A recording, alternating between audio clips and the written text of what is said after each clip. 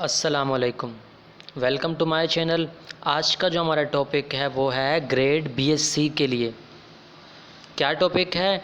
हमें फाइंड करना है, चेक करना है that we have three vectors v1, v2 and v3. These three vectors are linearly dependent or not, और how to check spanning. किस तरीके से हम चेक कर सकते हैं कि ये थ्री वेक्टर जो है ये डिपेंडेंट है या लीनियरली इंडिपेंडेंट है, या फिर अगर ये स्पैन कर रहे हैं तो किस तरीके से इसकी स्पैनिंग चेक होगी। सबसे पहले हम क्या वो फाइंड करेंगे। So we have three vector v1, v2 and v3 belongs to vector field. ये तीनों क्या है? वेक्टर फील्ड से बिलोंग करते हैं। एंड हम लेट कर लेंगे कि we have three type of constant k1, k2 and k3। वो किस से बिलोंग करेंगे? वो बिलोंग करेंगे रियल नंबर से। अब हम क्या करेंगे, हम यहाँ पर लेंगे इस तरीके से that v1 k1 plus v2 k2 plus v3 k3 equal to 0। मतलब कि हमारे पास जो वेक्टर्स हैं, कौन से वेक्टर्स हैं? v1 का वेक्टर है, सो k हमने यहाँ लिखा एंड v1 वेक्टर किसके इक्वल है? 1, 2 and 3। Then plus k2 vector हमने यहाँ लिखा एंड यहाँ पर हमने लिखा 2, 0, 0। ये v1 वेक्टर है, ये v2 वेक्टर है। बिल्कुल इसी तरीके से k3 हमने यहाँ लिखा एंड यहाँ पर हमने लिखा -2, 1 एंड 0 इस इक्वल टू 0। अब हमें क्या नज़र आ रहा है? k1 1 से मल्टीप्लाई कराएंगे तो क्या आ जाएगा इसके? ये क्या आ जाएगा हमारे पास? ये हमारे पास आ जाएगा k1 एंड उसके बाद क्या करेंगे? उसके बाद यहाँ से ये नंबर उठाएंगे इसका +2k2। उसके बाद यहाँ से क्या करेंगे? ये नंबर उठाएंगे -2k3। अब नेक्स्ट नंबर के साथ इसको मल्टीप्लाई कराएंगे। k1 को 2 से करेंगे तो 2k1 एंड अब नेक्स्ट को इससे करेंगे तो क्या हो जाएगा? 0। लिखने की ज़रूरत नहीं है। अब इसको इससे करेंगे तो +k3 को 1 से मल्टीप्लाई कराया तो k3 आ गया। अब नेक्स्ट वाले की बारी है। k1 मल्टीप्लाई बाई 3 क्या हो जाएगा? 3k1। देन k2 को 0 से करवाने का कोई फ़ायदा नहीं है, k3 को 0 से करवाने का कोई फ़ायदा नहीं है। इसका मतलब हमारे पास जो आ गया वो इक्वल टू 0। अब हम इसको क्या करेंगे? कंपेयर कर लेंगे। k1 plus 2k2 minus 3k3 इस इक्वल टू, इसको भी 0 के इक्वल ले लेंगे, इक्वेशन नंबर 1।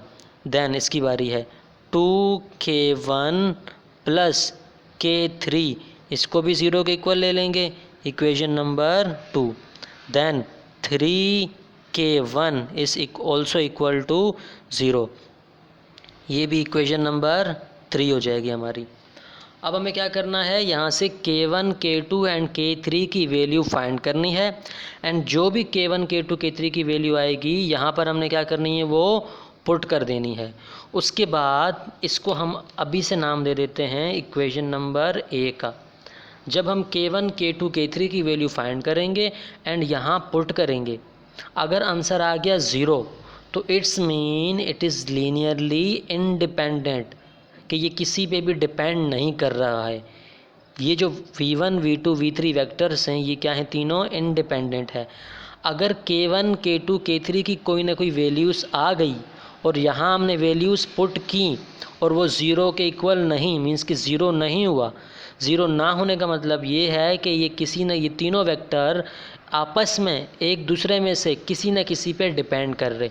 मतलब ऐसा भी हो सकता है कि v2 एंड v3 v1 पे डिपेंड कर रहे हैं, ऐसा भी हो सकता है कि v1 v2 v3 पे डिपेंड कर रहे हैं, ऐसा भी हो सकता है कि v1 v3 v2 पे डिपेंड कर रहे हैं।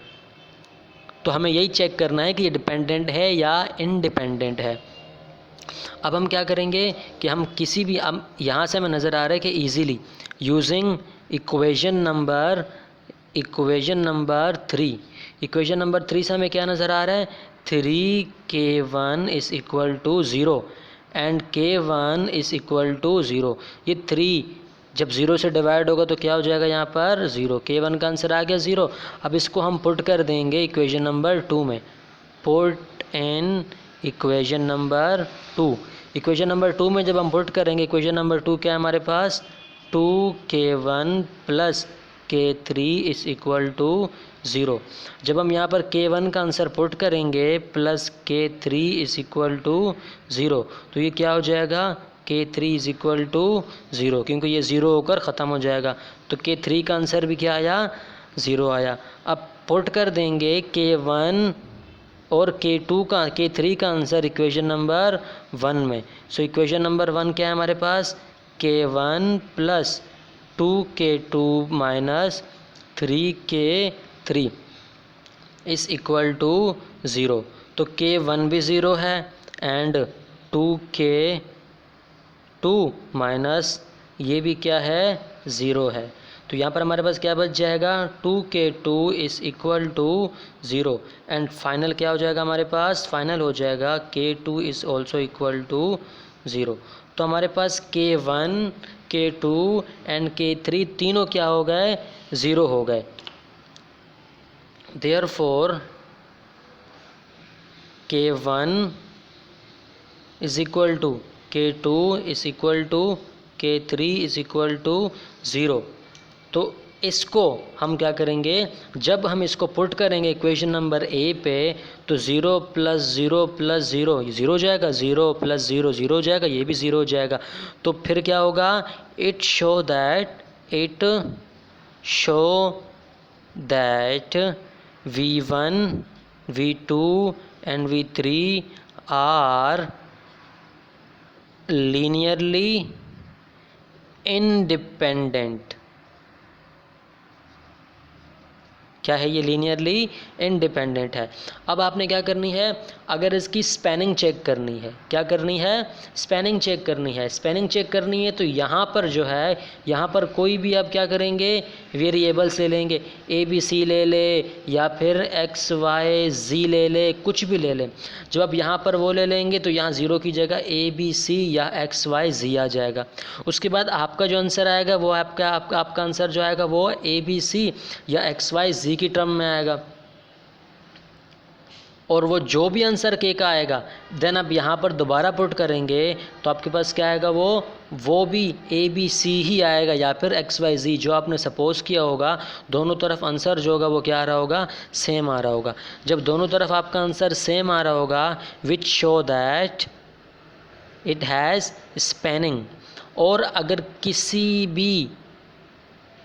भी वेक्टर्स, कोई भी वेक्टर्स अगर लीनियरली इंडिपेंडेंट हो एंड इसकी स्पैनिंग भी हो, स्पैन भी कर रहे हो, इसका मतलब they have basis, they form basis. तो वो क्या करते हैं, बेसिस भी बनाते हैं। एक बार दोबारा से बता दूं कि जब भी आप 3 वेक्टर आपके पास, 3, 4 या 2 वेक्टर्स आपको दिए हों, उनको आप इस तरीके से 0 के इक्वल लेते हैं और जो भी k1 आप सपोज करते हैं या जो भी कांस्टेंट सपोज करते हैं रियल नंबर के, वो उनके आंसर जब भी 0 आ जाएं या फिर ऐसे नंबर आ जाएं जो आपको सेटिस्फाई कर जाएं इक्वेशन नंबर ए को, तो इसका मतलब क्या है, दे आर लीनियरली इंडिपेंडेंट। और उसके बाद उसकी स्पैनिंग चेक की जाती है। जब आप स्पैनिंग चेक करेंगे तो स्पैनिंग चेक करने के लिए आप क्या कर लेंगे, एक साइड पे क्या ले लेंगे, ए बी सी भी ले सकते हैं, एक्स वाई जी भी ले सकते हैं। जब ए बी सी या एक्स वाई जी लेते हैं तो यहाँ पर आपकी जाहिर सी बात है k1 k2 k3 की वैल्यू जो है वो ए बी सी के टर्म में या एक्स वाई जी के टर्म में आएगी। फिर वो वैल्यू जब आप k1 k2 k3 की वे जगह पर पुट करेंगे तो आपके पास दोनों तरफ जो आंसर होंगे वो क्या हो रहे होंगे, वेरीफाई हो रहे होंगे। फिर जब वो आंसर वेरीफाई आइडेंटिफाई हो रहे होंगे, it show that they span, कि वो स्पैनिंग कर रहे हैं। जब वो स्पैनिंग भी कर रहे हैं और वो लीनियरली इंडिपेंडेंट भी है, फिर हम लिख सकते हैं कि दे फॉर्म बेसिस, कि उनके फिर क्या है, वो बेसिस भी फॉर्म करेंगे। अगर लीनियरली इंडिपेंडेंट ना हो या फिर स्पैनिंग नहीं कर रहे हो तो इट्स मीन कि उनके बेसिस भी नहीं है, वो बेसिस भी फॉर्म नहीं कर रहे हैं। ये है हमारा बीएससी का टॉपिक और एमएससी में भी इसका यूज़ है। आई होप आपको समझ आया होगा। आसान तरीके से समझाने की कोशिश की है। अगर समझ ना भी आया हो तो आप हमें किसी भी तरीके से कांटेक्ट कर सकते हैं, जैसे कि आप हमें कमेंट बॉक्स में कमेंट दे सकते हैं या फिर किसी और तरीके से हमारे चैनल में, हमारा फेसबुक पेज भी है तो आप उस पर हमें बता सकते हैं किसी भी तरीके से कांटेक्ट करके। और अगर आपको समझ आया हो तो आप चैनल को ज़रूर सब्सक्राइब कीजिएगा और हमारा व्हाट्सएप नंबर भी इसमें मेंशन है। चैनल को ज़रूर सब्सक्राइब कीजिएगा और हम, ताकि हमारी नई आने वाली वीडियो जल्द से जल्द आप तक पहुंच सके और आप इससे फ़ायदा उठा सके। Thanks for watching. दुआ में याद रखना। अल्लाह हाफिज़।